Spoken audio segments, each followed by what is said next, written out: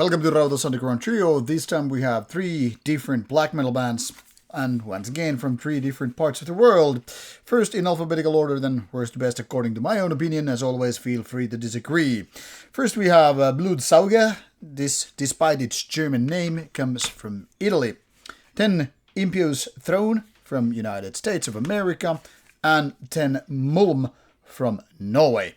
As said, all of these are black metal ones. Now, let's shovel a bit, and let's go from worst to best. Now, the quality changes or differences are not that great, so these are all pretty decent albums, but obviously, when you have to kind of rank them, this is what you get. First, we'll go to United States with Impious Throne with the album called Suffering. This is a one-man project that hasn't been out too many years, but active nonetheless, releasing various amounts of different releases. And kind of a signature style seems to be this rather pumped guy with always ski mask or commando mask on. Very simplistic release. As you can see, no booklet, no lyrics, just some goat herald and the photo and recording information, and that's pretty much you get with this packaging. Now, being a one-man project can be very challenging for a couple of reasons. First off, the very typical thing is that band members are not equally skilled with each of and every instrument. That sometimes leads to some bizarre solutions with the music. The other thing is, when there's nobody to tackle your worst ideas, well, they get to record it. That's partially the problem with Impious Throne, but when I said all of these albums are decent, so take it with a grain of salt.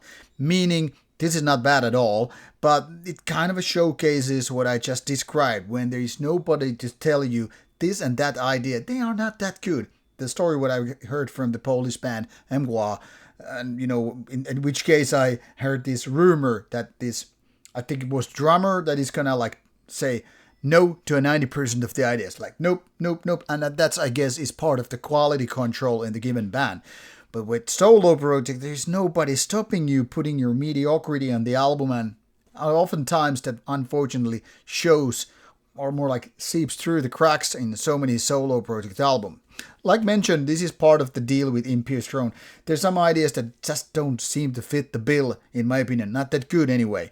First, for example, in this case, there are some parts of where they're growly vocals. Not that they're bad, but they just feel like unnecessary. When it comes to the rather typical raspy vocals, they're okay, but in my opinion, that's part of the role here that could use some improvement. When it comes to drumming and guitar playing and all that stuff, it's pretty just nicely done. Musically, this is more on the fast tempo of somewhat modern black metal. You get the kind of a melodic riff, certain kind of aggression, but it's almost in a crossroads kind of situation. Should I go full Marduk? Should I just hold back a little bit more?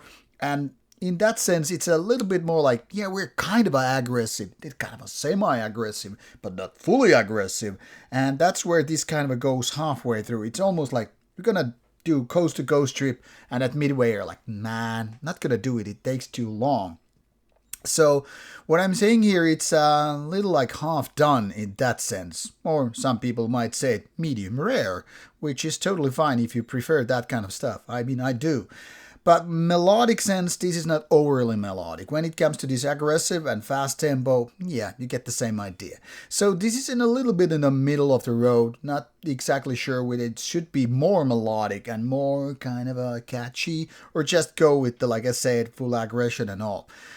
Despite these minor flaws, I mean, they're really, really minor things and more like a matter of taste than anything else. This is pretty nice of a release, but when it comes to memorability, being how good it kind of gets into your brain, how easy it's to, remember these melodies or being catchy, yeah, there's a lot of room for improvement, in my opinion.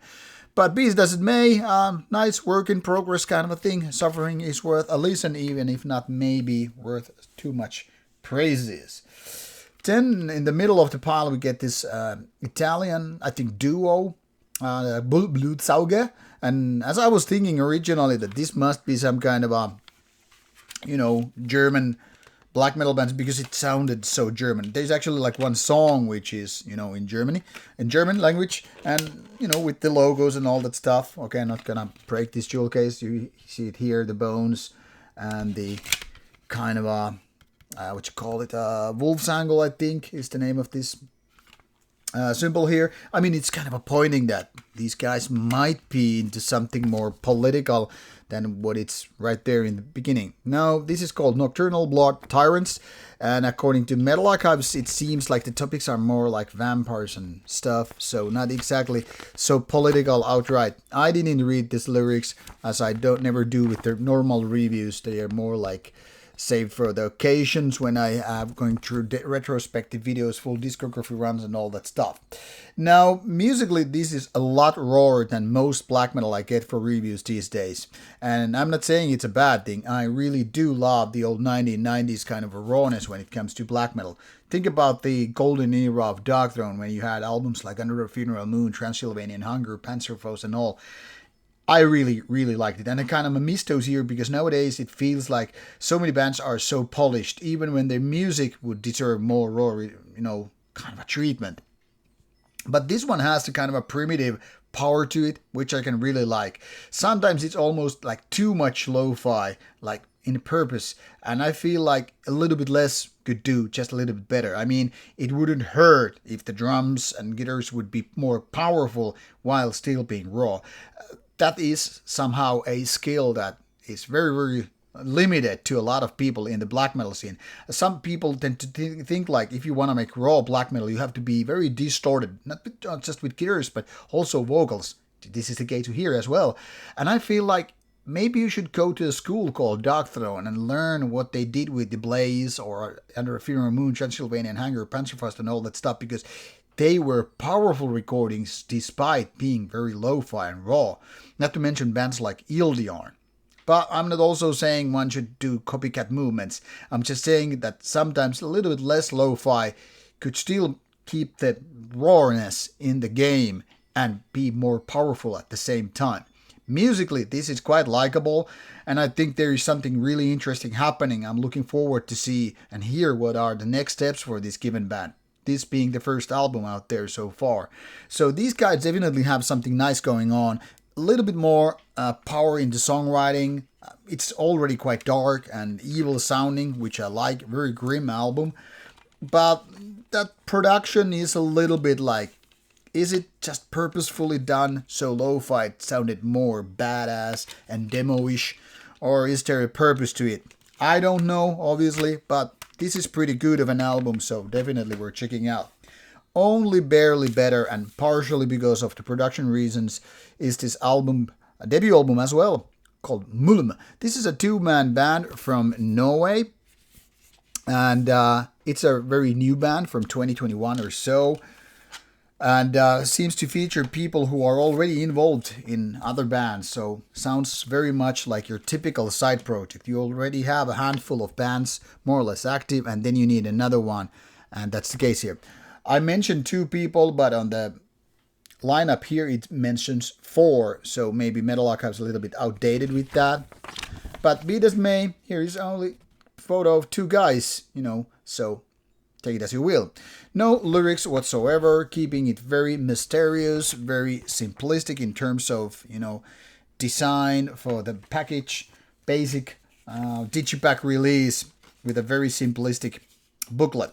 Musically, this is very, very much like 1990s Never Left the Building in terms of Nordic black metal. It's very melodic, it's kind of a catchy, and I think this combination, having rather good production as well as these catchy melodies, is the winning key here. Now, it could be even better in terms of songwriting. Now it's just pretty good, but it is a few steps away from being actually really good.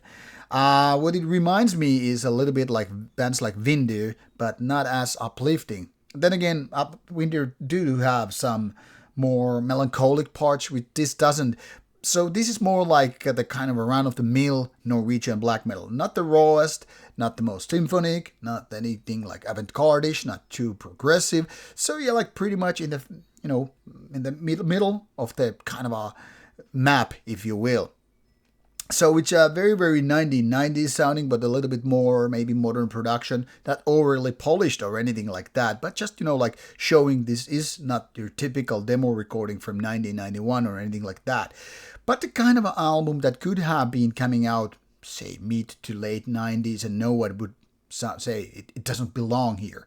So it's a very typical, very timeless in terms of songwriting, production, and also with the vocals. They're nothing out of ordinary. They do their raspy things just fine. Nothing too much to praise about, but nothing to be like bothered, like, why is this here? So all I'm saying is this is the kind of a basic thing. If you want to be a little bit mean about it, you could say it's kind of a bulk release. But then again, it's this good bulk. It's almost like your typical pizza thing. It isn't exactly, trying to reinvent the wheel. You just want your normal pizza with some nice ingredients. While it certainly isn't exactly Michelin restaurant kind of a thing, at least it's quality stuff that fills your stomach and leaves you with a smile. So that's what Mulm is doing. So very much the new wave of Norwegian black metal, but still maintaining the 90s quality. If that isn't enough for us old school metalheads, I don't know what is. So give it a go. I think all of these releases actually deserve giving a go, and links are provided in the description box. As always, tastes may vary. You might think this whole order of things going from worst to best totally different, and it's fine. It's your opinion, not mine. I'm just pointing out my own opinions and takes here. So take it as you will. As always, check out the music and decide for yourself. Hope you enjoy them. Now, off you go. Bye.